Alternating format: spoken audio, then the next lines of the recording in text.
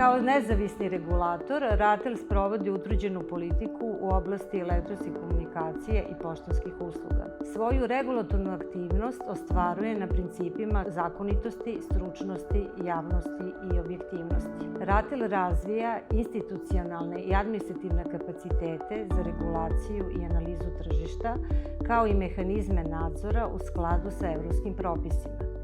Brojna podzakonska akta koja donosi predstavljaju nezamenljiv alat za sprovođenje zakonskih odredbi i omogućavaju fleksibilno i brzo prilagođavanje regulative novim tehnologijama i tržišnim promenama.